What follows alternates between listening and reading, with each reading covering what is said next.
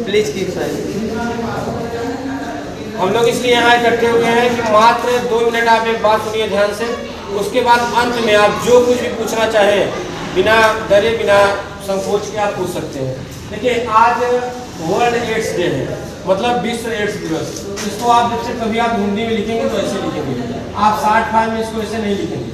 आप जब भी लिखेंगे इसको ऐसे, एक अपने में पूरा नाम है।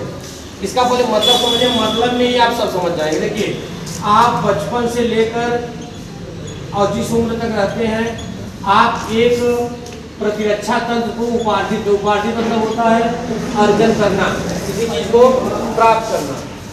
आप क्या प्राप्त करते हैं? इम्यून सिस्टम को। इसका मतलब होता है प्रतिरक्षा। अब जैसे आप यहाँ क्लास में आए होंगे, आपके अंदर हजारों प्रकार के वायरस बैक्टीरिया आए होंगे और चले गए होंगे, कुछ नहीं कर पाए आपके। क्यों? क्योंकि आपके अंदर मौजूद है प्रतिरक्षा। ये इतना इम्पोर्टेंस है। इसमें अलग से इंटर में पूरा यूनिट है, पूरा चैप्टर है, 2 चैप्टर प्रतिरक्षा है, इम्यून सिस्टम पर। तो प्रतिरक्षा की वजह से आपका कुछ नहीं हो पाता, ये आपका रक्षक है। लेकिन एक वायरस है, जब वो आता है शरीर में तो आपके प्रतिरक्षा को डेफिशिएंस कर देता है, माने आपकी प्रतिरक्षा को न्यून कर देता है, कमजोर कर देता है, या यूं कहिए धीरे धीरे एकदम छीड़ कर देगा आपकी प्रतिरक्षा को, और आपके अंदर उस रोग का सिंड्रोम स्थापित कर देगा, संलक्षण।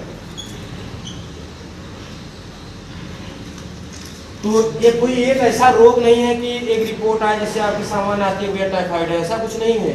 ये जब होगा ना तो आपके अंदर तमाम एक साथ कई रोग हो जाएंगे।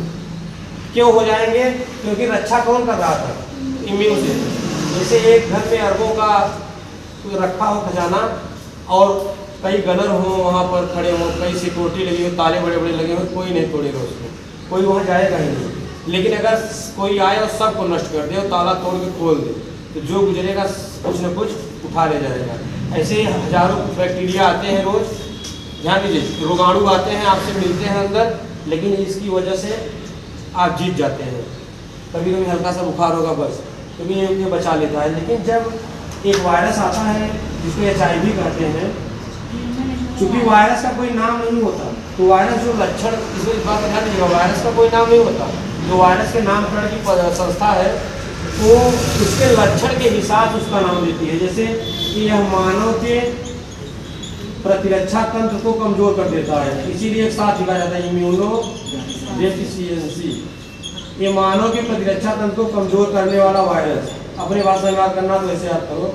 कोई पूछे कि एड्स कैसे होता है तो आप कहेंगे वायरस है जो मानव के प्रतिरक्षा तंत्र को कमजोर कर देता है। तो उसके शॉर्ट फॉर्म क्या होगा? HIV। इसी लोग कहते हैं HIV वायरस के कारण एड्स नामक रोग होता है। तो ये था इस रोग का परिचय कि आपके उपार्जित प्रतिरक्षा को खत्म करने वाला वायरस, नष्ट करने वाला वायरस। तो जब इतना घातक है तो इसके लिए दवाएं क्यों नहीं हुई? आप जानते हैं वायरस की दवाएं नहीं होती, और खास करके इसके अंदर जो इसके ऊपर इसके सीट उपस्थित हैं, आप स्ट्रक्चर इसका आज ज़रूर देख लीजिएगा यूट्यूब पर, क्योंकि कक्षा 10 वाले भी 12 वाले भी ये आपके प्रोजेक्ट में आएगा। एड्स वायरस, HIV वायरस का चित्र ये कोरोना की तरह ही मिलता जुलता है, उसी की तरह लगता है। इसमें भी नोट्स होते हैं बड़े बड़े। ये था इसका परिचय। अब 2 मिनट में सुनिए इसका फैलाव और रोकथाम। दवाएं तमाम निकली हैं जो उसे उसी स्थान पर रोक देती हैं, लेकिन क्या मतलब है बाद में दवा देने से? रोकथाम ही सबसे, इसीलिए लिखा है, नोट में लिखा जाता है कि रोकथाम ही सर्वोत्तम उपाय है। पहले ही रोक दिया जाए उसको। तो फैलता किससे है? जैसे जिसको हुआ है उसके साथ असुरक्षित यौन संबंध बनाने से, सेक्सुअल रिलेशनशिप बनाने से, वो भी असुरक्षित। असुरक्षित मतलब सुरक्षा के कई उपाय होते हैं बिना उनको यूज किए, यौन संबंध बनाने से रोगी के साथ आपको हो जाएगा। या रोगी का आप क्या ले लेंगे? ब्लड, और आप जांच नहीं कराएं तब हो जाएगा। सैलिवा से भी होता है, उसके लार से भी होता है, सीरम से होता है, ठीक है। और बाकी दाढ़ी उड़ी बनवाते वक्त ये सब सावधानी बरतनी चाहिए। ये सब रोगी से फैलेगा और रोगी में जाएगा एक रोगी से भी। और सर्वोत्तम सबसे पहले इसका 1981 में अमेरिका में पता लगा था।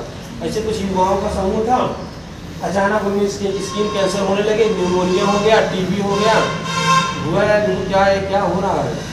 तो चेक हुआ, पता चला भाई इनका इम्यून सिस्टम है खत्म हो गया है इनका।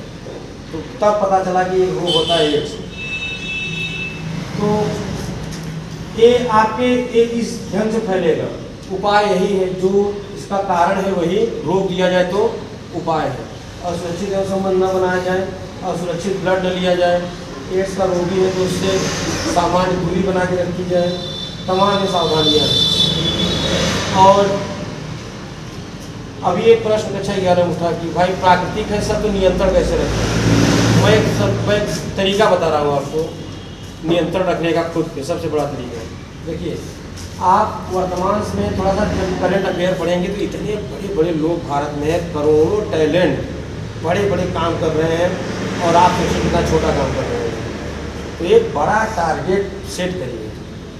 समय ना मिले ना तो कभी छुट्टी ले लीजिए 2-3 दिन का, कहीं चले जाइए, लेकिन बस सोचिए क्या करना है। क्या जब एक टारगेट मिल जाएगा ना तो उस जुनून के आगे सब चीज़ें छोटी लगेंगी। सब ये जो एक मैं बायोलॉजी में बोल रहा हूँ तो सीधा सीधा बोलूँ, जो एक नर का आकर्षण होता है एक सामान्य स्त्री के प्रति या एक स्त्री का नर के प्रति, वो समाप्त हो जाएगा। क्यों जानते हैं?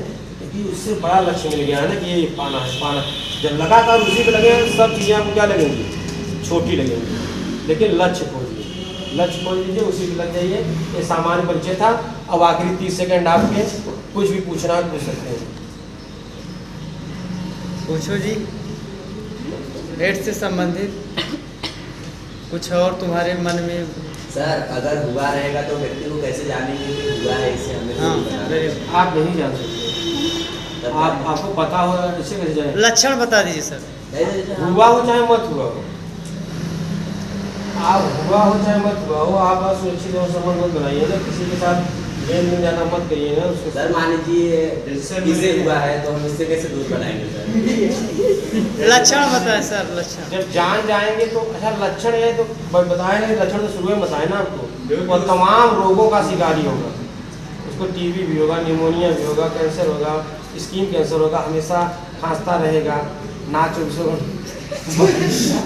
तमाम समस्याएं, सीढ़ियों पर चढ़ने थकान महसूस हो जाएगा। हमेशा ध्यान दीजिए। थोड़ा सा भी काम कर लेगा, एक आप सामान सा बल्टी भी उठा देंगे तो आप हाँफने लगेंगे, आप पूरी तरह कमजोर होते जाएंगे। तो ऐसे लक्षण अगर आपको दिखें तो आप सावधान हो। और सर सुने हैं और कोई क्वेश्चन? सर सुने हैं कि चोट लग जाता है, सही नहीं होता उसे, जिसे हाँ। तो कह तो रहे यार, जब यही खत्म हो जाएगा तो सब होगा। मतलब चोट भी नहीं सही होगा, कुछ नहीं होगा, दवा भी लिम्फोसाइट्स नहीं काम करेगी। क्योंकि दवा कैसे काम करती है? दवा जाकर इम्यून सिस्टम से आग्रह करती है कि आप मेरी कंपनी का सम्मान रखिए, तब इम्यून सिस्टम उसको इम्यून सिस्टम में नहीं रहेगा तो कौन दवा काम करेगी? दवा जाएगी वो गल जाएगी, उसमें कोई मतलब नहीं। तो ठीक है, आप लोग अपने अपने क्लास में जा सकते हैं। चलो।